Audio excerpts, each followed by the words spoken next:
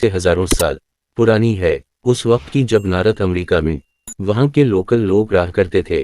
पर धीरे धीरे इंसानों ने बड़े बड़े समुद्री जहाज़ों का निर्माण किया और इन जहाज़ों से इन्होंने देश विदेश की यात्रा करना शुरू किया ताकि वो दूसरे देशों पर अपना कब्जा कर सके। और एक दिन पहली बार नारद अमेरिका में एक जहाज आकर रुकता है जिसके अंदर से बहुत सारे वाकिंगर्स यानी कि दूसरे देशों के लोग नारद अमेरिका के लोकल कबीलों के ऊपर हमला कर देते हैं। वो इन्हें बुरी तरह से मारते क्योंकि ये सब उनकी धरती पर अपना कब्जा करना चाहते हैं। अभी जो पहला जहाज आया होता है, जो वैकिंग का कबीला है, उनके सरदार का जो बेटा होता है वो बहुत छोटा है। विकी का सरदार अपने बेटे को तलवार देता और कहता है कि इस लोकल बच्चे को मार दो और उसके बेटे को लगता है कि यह गलत काम है, उसीलिए वो अपनी तलवार से इस बच्चे को नहीं मारता, जिस पर वैकिंग के सरदार को बहुत गुस्सा आता है। वो अपने बेटे को कोड़े मारता है। इसका बेटा वहां से भाग जाता है और अपने जहाज में वापस आ जाता है। और अब तक जितने भी वैकिंगर्स यहाँ पर आए थे, इन सबको दूसरे कबीले वालों ने मार दिया है। यहाँ सिर्फ एक ही बच्चा बचा है जो कि वॉकिंग के सरदार का बेटा है। दूसरी तरफ हमें एक लड़े को दिखाया जाता है जो नारद अमेरिकन है, वो यही कबीले में रहती है। सफेद रंग के घोड़े के आते हैं और यहाँ पर एक बात बहुत प्रचलित होती है कि जब भी सफेद रंग के घोड़े देखेंगे, इसका मतलब ये है कि शैतानों ने यानी कि बड़े बड़े राक्षसों ने हमारे देश के हमारी धरती के ऊपर हमला कर दिया, जो कि समंदर के रास्ते आएंगे। अब आकर समंदर के किनारे जाती हैं जहां पर वो अपनी जिंदगी में पहली बार इतने बड़े समंदरी जहाज को देखती है। वो इस जहाज के अंदर जाती है जहां पर उसे वैकिंग के सरदार का बेटा देखता है जो यहाँ पर आकर छप गया था, और अब वो उसे देखकर डर जाता है, उसीलिए इसके ऊपर तलवार बढ़ाता है। और ये जो लेडी होती है वो समझ जाती है कि ये बहुत डरा हुआ है। वो उसे शांत करती है और अपने साथ अपने कबीले में ले आती है। दरअसल अब वो इस बच्चे को आज़ाद करना चाहती हैं और कबीले के लोग सब ये करने से मना कर देते हैं, पर वो उन सबको मीना लेती हैं। और अब इस बच्चे का नाम रखा जाता है गोश्त, क्योंकि इसकी जो स्किन का कलर होता है वो कबीले वालों की स्किन से अलग होता है। धीरे धीरे वक्त बीता और 15 साल बीत जाते हैं। घुसता बड़ा हो चुका है वो इन्हें कबीले वालों में से एक है, पर वो अपने आप को एक योद्धा एक वारियर सिद्ध करना चाहता है, जिसके लिए उसे कुछ करना होगा। यहाँ पर एक और कबीला होता है जो पहाड़ों में रहता है। ये दोनों कबीले आपस में बहुत अच्छे से रहते हैं और दूसरा कबीला जो पहाड़ों में रहता है उसका जो सरदार है उसे पाथ फाइंडर कहा जाता है, क्योंकि रास्ते ढूंढने में बहुत माहिर होता है। बहुत फाइंडर की जो बेटी है इसका नाम स्टार है, जिसे गोश्त पसंद करता है। पर पाथ फाइंडर के ही कबीले का एक लड़का स्टार फायर को पसंद करता है।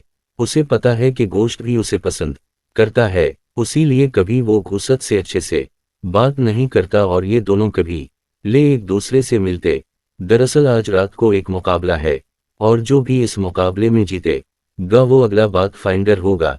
गोश्त भी इस मुकाबले में हिस्सा लेना चाहता है, लेकिन इसे इजाजत नहीं दी जाती क्योंकि वो शायद उनमें से एक नहीं है, जिस बात से गोश्त को बहुत बुरा लगता है। गोश्त के पास इसकी बचपन की तलवार आज भी है, लेकिन पिछले 15 सालों से कोई भी समुद्री जहाज यहाँ पर दोबारा नहीं आया। गोश्त अब अपना रास्ता ना चाहता है। अगले दिन वो जंगल में शिकार करने जाता है और आज 15 सालों के बाद एक बार फिर से समंदरी जहाज इस जगह पर आता है, जिसके अंदर से बहुत सारे वाकिंगर्स बाहर आते हैं जो गोश्त के कबीले के ऊपर हमला कर के वहां के हर एक इंसान को मारना शुरू कर देते हैं। गोश्त पहाड़ के ऊपर से अपने कबीले को जलता हुआ देखता है, भागता हुआ कबीले के पास आता है और अब तक कबीले के लगभग सभी लोगों को वैकिंगर्स मार चुके हैं।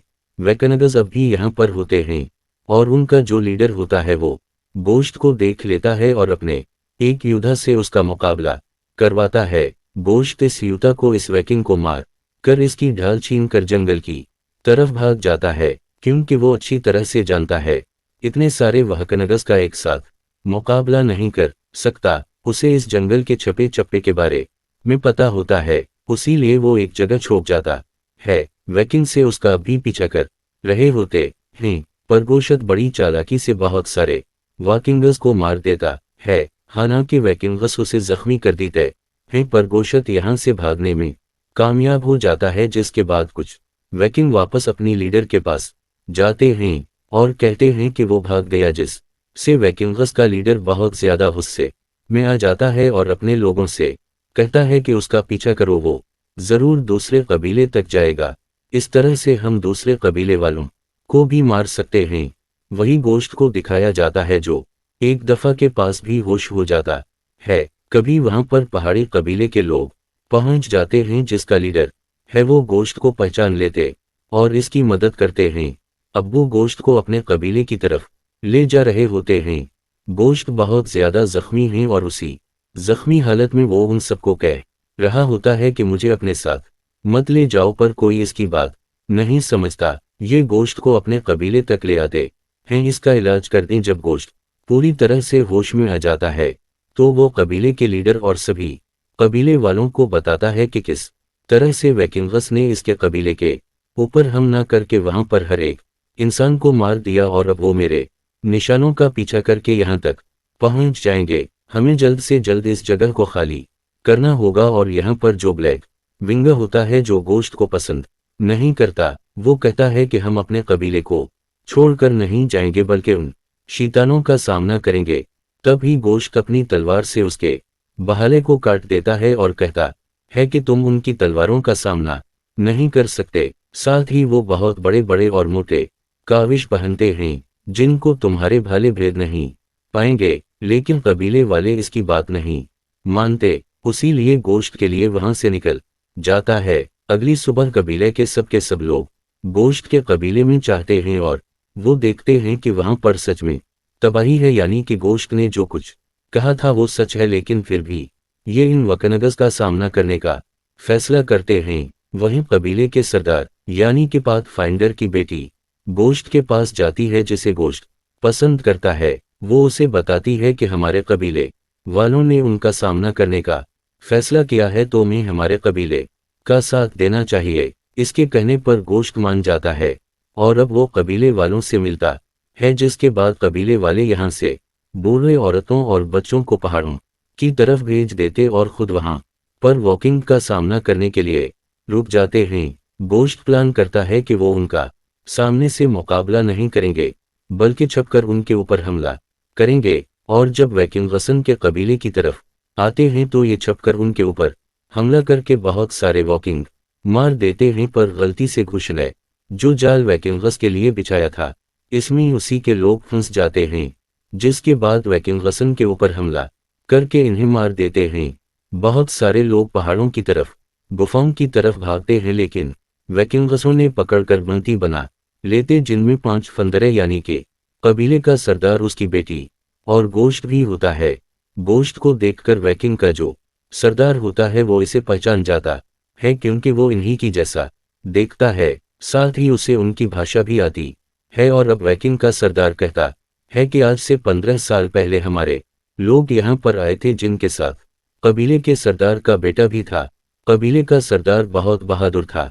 हमने सुना था कि उसका बेटा बच गया था, और मैं जानता हूं कि वो तुम ही हो। बरगोशत अपने आप को उनमें से एक नहीं समझता, जिसके बाद वो घूसत से यहाँ के बाकी लोगों के बारे में पूछता है और गोश्त कुछ नहीं बताता, जिस वजह से कबीले के सरदार को मार दिया जाता है, क्योंकि वो भी अपने लोगों के बारे में कुछ नहीं बताता। और अब वैकिंगस का लीडर कबीले के सरदार की बेटी सटारफार से पूछता है, वो भी अपने कभी के बारे में, अपने लोगों के बारे में कुछ नहीं बता दें, इससे पहले कि वो उसे मारता। गोश्त कहता है कि मैं तुम्हें रास्ता बताऊंगा। और अब गोश्त इंसू वॉकिंग को इस तरफ लेकर भर चलता है जहां पर बाकी लोग छपे हुए हैं।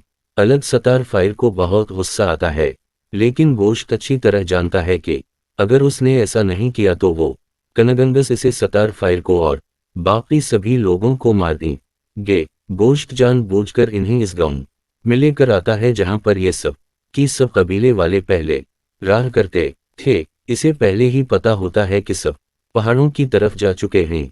वैकिंगस देखते हैं कि यहाँ से सब निकल चुके हैं, जिसके बाद गोश्त इन्हें यहाँ से आगे ले जाता है, जहाँ रास्ते में कुछ वकिंग 17 फायर के साथ जबरदस्ती करने की कोशिश करते हैं और गोश्त बीच में आ जाता है वो उनसे लड़ने के लिए तैयार है। हालांकि वैकिंग से उसे मार सकते हैं, लेकिन उनका जो लीडर होता है वो नहीं चाहता कि गोश्त मारा जाए। अब ये यहाँ से आगे बढ़ते घोसट इन एक दूसरे कबीले में लाता है जो पूरी तरह से खाली होता है। दरअसल गोश्त को पता होता है कि यहाँ पर भी कोई नहीं है। जिस बात से वैकिंगस का जो लीडर होता है इससे बहुत गुस्सा आता है। वो कहता है कि सबके सब लोग कहाँ गए। गोश्त कहता है कि शायद वो की तरफ गए होंगे, हमें उसी तरफ जाना होगा। ये सुनकर वैकिंग के लीडर को गुस्सा आ जाता है और अब वो सतार फायर को मारना चाहता है, लेकिन घुस बड़ी चालाकी से वहां पर एक गुड़िया को फेंक देता है जो से पिछले गांव में मिली थी। जो गुड़िया एक वैकिंग को मिल जाती है वो अपने लीडर को बताता है और अब लीडर को जाता है कि ये जो कबीले वाले गांव वाले थे वो की तरफ गए हैं। वो स्टार फायर को छोड़कर और की तरफ बढ़ना शुरू कर देता है। दरअसल इस सब के सब वाइकिंग्स यहाँ के लोकल लोगों को मारकर इस पूरी जगह पर अपना कब्जा करना चाहते हैं और अब ये सब के सब पूरब की तरफ बढ़ना शुरू कर देते हैं। जिसके बाद ठंडा इलाका आ जाता है। उनके सामने एक जमी हुई झील आती है। गोश्त कहता है कि हमें इस झील के ऊपर से नहीं जाना चाहिए, हो सकता है कि बर्फ पतली हो जिसके अंदर हम गिर सकते हैं। हमें घूमकर जंगल के रास्ते जाना चाहिए। और वॉकिंग का जो लीडर होता है वो कहता है कि हम उसी रास्ते से जाएंगे। सबसे आगे गोश्त होता है और अब वो धीरे धीरे आगे बढ़ना शुरू करता है। इसे एहसास हो जाता है कि नीचे की बर्फ पतली है और तभी बर्फ टूट जाती है जिसके अंदर गोश्त और कुछ वैकिंग सकर जाते हैं। साथ ही 17 फायर भी जो बंधी हुई होती है, लेकिन गोश्त किसी तरह से इसे बचा लेता है और अब ये सब के सब जंगल के पहाड़ों के रास्ते से आगे बढ़ना शुरू कर दें, जहां रास्ते में इन्हें कुछ लोग भी देखते हैं जो बर्फ में जमकर मारे गए थे, जिससे लीडर को समझ में आ जाता है सही दिशा की तरफ जा रहे हैं। लेकिन यहाँ का जो रास्ता होता वो बहुत सुनकरा होता है, साथ ही बर्फ की रही होती है। उसी लिए एक वैकिंग ऊपर पहाड़ी से नीचे गिर जाता है, जिसके बाद वॉकिंग का लीडर कहता है कि सब अपने आप को एक ही रुस्ती से बांध लो ताकि अगर कोई गिरे तो दूसरे लोग उसे संभालें। वो अपने साथ स्टार फायर को बांध देता है। कहा कि अगर वो गिरे तो उसके साथ 17 फायर भी मारी जाए और अब ये धीरे धीरे आगे बढ़ते हैं। एक जगह घुस चुपके से स्टार फायर के पास जाता और कहता है कि वो उसके ऊपर हमला करें। स्टार फायर समझ जाती है कि ये गोश्त का कोई प्लान है। वो गोश्त के ऊपर हमला कर देती है, जिसके बाद गोश्त के पास वैकिंगस का लीडर आता है और इसे चाबक देता और कहता है कि इसे सजा दो, तुम हम में से एक हो, तुम वॉकिंग हो। और अब गोश्त इस चाबी को उसके हाथ से लेता है और इससे एक पत्थर लिस्ट वैकिंग के ऊपर फेंकता है जो रस्सी से सबके साथ बंधा हुआ होता है। जब पत्थर उस वैकिंग को लगता है तो वो से नीचे गिर जाता है, जिसके साथ साथ इसके साथ जितने भी वैकिंगस बंधे हुए थे वो सभी नीचे गिर जाते हैं। और अब जो वैकांस का लीडर होता है वो घोसट के ऊपर हमला कर देता है, लेकिन सतार फायर उसके ऊपर चढ़कर इसके कान को जख्मी कर देती है, जिसके बाद गोश्त इस रस्सी को काट देता है जिससे सतार फायर वैकिंग के लीडर से बंधी हुई थी। और अब सतार फायर इससे आज़ाद हो चुकी है, लेकिन अब भी खुद गोश्त इस रुस्ती से बंधा हवा होता है। वो वैकिंग के लीडर को ऊपर से नीचे धक्का दे देता है, लेकिन वो खुद भी इस रुस्ती से बंधा हुआ है, उसी लिए वो भी इसके साथ फंस जाता है। साथ ही उनके साथ एक और आदमी होता है, लेकिन वकन्स का लीडर खुद अपने आप को बचाने के लिए रस्सी को काटकर अपनी एक आदमी को नीचे फेंक देता है। और अब इस रुस्ती से मातिर वाइटिंगस का लीडर और गसत लटके हुए होते हैं। घोसट नीचे की तरफ होता है, उसकी तलवार भी इससे छूट चुकी होती है, उसी लिए ऊपर से वैकिंगस का लीडर बड़े बड़े पत्थर फेंक रहा होता है। वो धीरे धीरे ऊपर जा रहा है जहां पर स्टार फायर है।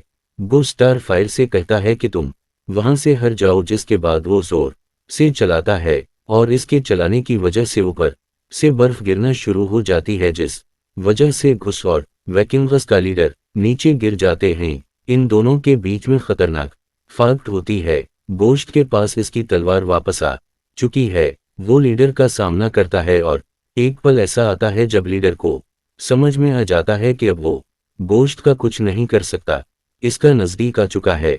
वो गोश्त से कहता है कि तुम भी हम में से एक हो, क्या तुम मुझे मारोगे? गोश्त कहता है कि मैं तुम में से एक नहीं हूं, और मार कर चट्टान से नीचे फेंक देता है, जिसके बाद वो स्टार फायर के साथ एक झील के किनारे पहुंचता है जहां पर और भी बहुत सारे एनी के कबीले के लोग होते हैं, जिन सब ने यहाँ पर आसरा लिया है।